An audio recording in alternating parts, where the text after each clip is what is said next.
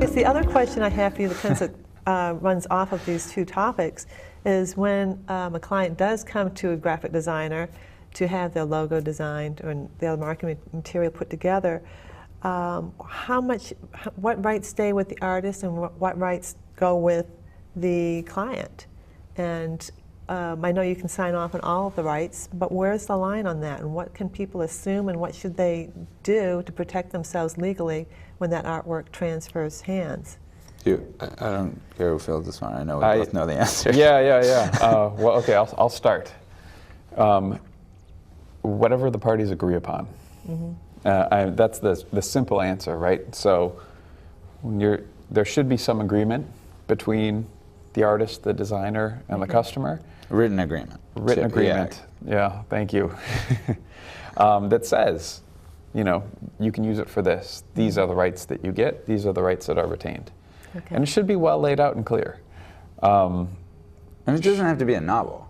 Yeah. Like, it can be a very simple agreement, but it just has to be clear. Yeah, absolutely.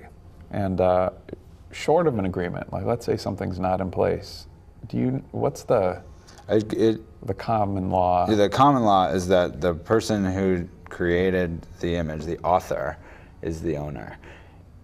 If that person is your employee, the company is the owner, is the author. Right. If they are not an employee, then if there's no written agreement, then it is the person who created it. And so that's why the written agreement is so important, because if you want and intended to transfer rights, you better get it in writing or sign them up as an employee prior to the creation of that piece of work, that work. Yeah. Right. But yeah, basically always get it in writing, no matter what. I mean, and it can be so simple, and it can be a one-page document. Oh, absolutely. If that even. A paragraph, it's a simple paragraph can do the job, but it needs to be written, signed by both parties. Okay. I had a snowboard company a few years ago, and we needed to get some art to put on the top of the board. And if you want to see that, I was out at an art walk and saw some art that I was saying, oh, this would be great. I like the way this was done. It was local. So I talked with the artist, and first, I asked him, can I buy this? Right. He's like, yeah, great, that's what I'm doing. And I said, all right, is this an original or a print? And it was an original, there was only one. So I said, can I buy this plus all of the whole rights package? This will be the only one, and all of the rights encompassed in it, would come to my company. And he was like, yeah, that's sure. I only have the one anyway. So it was an easy thing for him to agree to.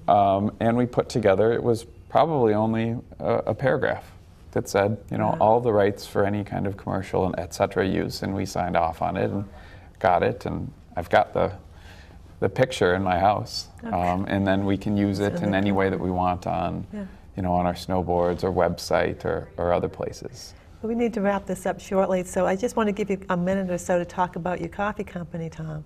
Oh, sure. So, coffee company, White Cap Cold Brew Coffee, and when we were starting out, we went through a branding process, and the thing that I always do and advise to people, and I'm sure you do too, is never fall in love with a brand that you want early, because there's probably a chance that you're not going to be able to use it.